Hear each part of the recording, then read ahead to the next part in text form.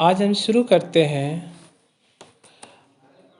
Class 12 का इतिहास की किताब में अध्याय 1 हड़प्पा सभ्यता।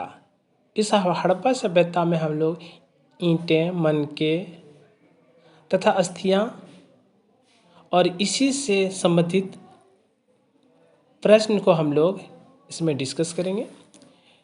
इस वीडियो में हम खासकर 15 क्वेश्चन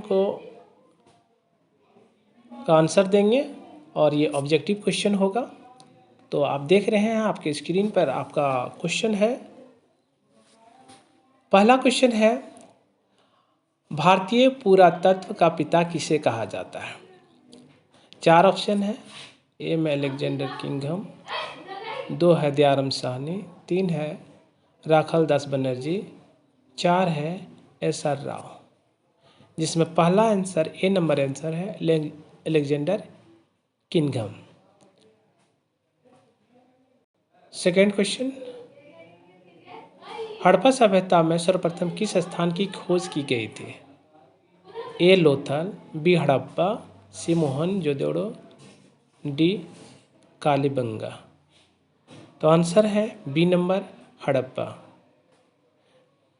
तीसरा प्रश्न है, हड़प्पा सभ्यता के किस नगर में दुर्ग दीवार से घिरा हुआ नहीं मिला है?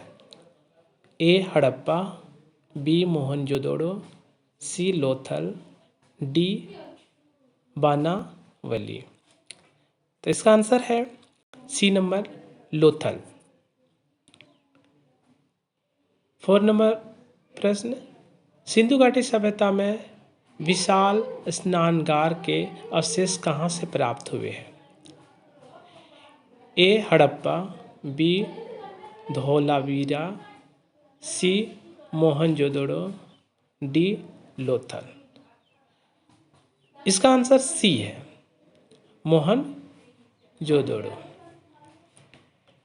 5 नंबर प्रश्न, सिंधु घाटी सभ्यता में शिल्प उत्पादन का एक प्रमुख केंद्र था। ऑप्शन में है ए मोहनजोदड़ो, बी हड़प्पा, सी Kalibangan, D चंदहुदड़ो।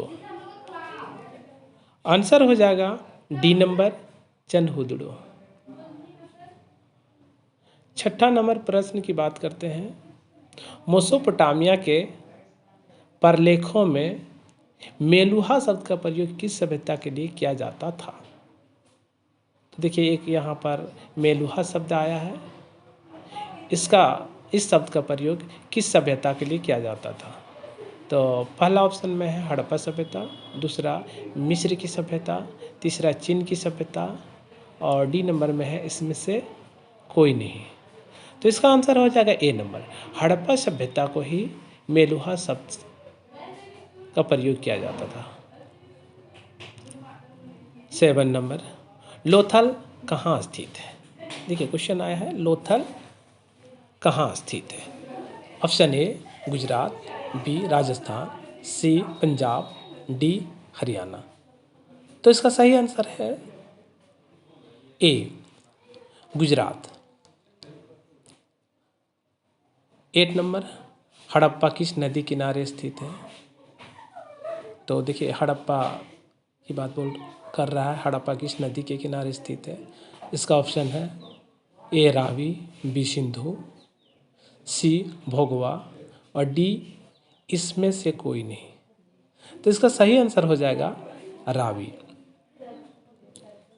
9 number question, Sindhu घाटी के निवासियों को सोना कहाँ से प्राप्त होता था? तो पहला ऑप्शन है लोथल, बी कालीबंगा, सी कर्नाटक, डी खेतड़ी। तो इसका 9 नंबर का आंसर है सी कर्नाटक। 10 नंबर क्वेश्चन में देखते हैं, हड़प्पा सभ्यता में बंदरगाह का प्रमाण कहाँ से मिला है?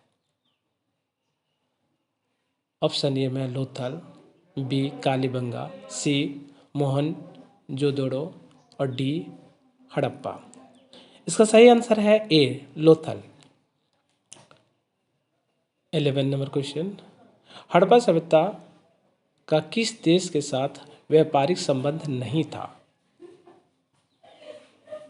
Option A Mesopotamia, B Iran, C Afghanistan, D चीन। तो इसका सही आंसर होगा डी, चीन। चीन के साथ इसका व्यापारिक संबंध नहीं था, मतलब हड़प्पा सभ्यता जो था उनका चीन के साथ व्यापारिक संबंध नहीं था।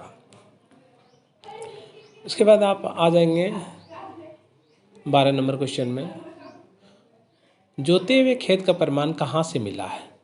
Option A Harappa, B Mohenjodaro, C Kalibanga और डी लोथल। तो इसका सही आंसर है सी।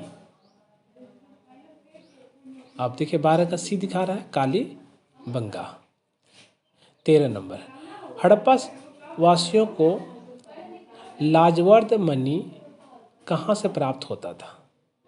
Option A Mohenjodaro, B Lothal, C Shortughai, D Dholavira. तो 13 का आंसर है सी, सोर्तुघई।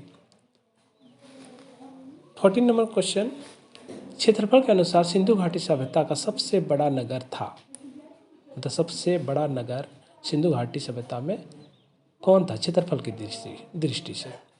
ऑप्शन है ए Harappa, B Mohenjodaro, C Kalibangan, D Lothal. इसका आंसर है बी मोहनजोदड़ो।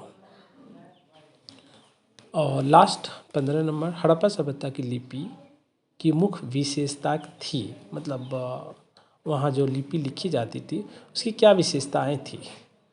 तो ऑप्शन ए में है, या दाएं से बाएं ओर लिखी जाती थी, बी या बाएं से दाएं ओर लिखी जाती थी, सी या ऊपर से नीचे की ओर लिखी जाती थी, डी या नीचे से या ऊपर या नीचे से ऊपर की ओर लिखी जाती थी। तो इसका सही आंसर है ए, या दाएं से बाईं ओर लिखी जाती थी।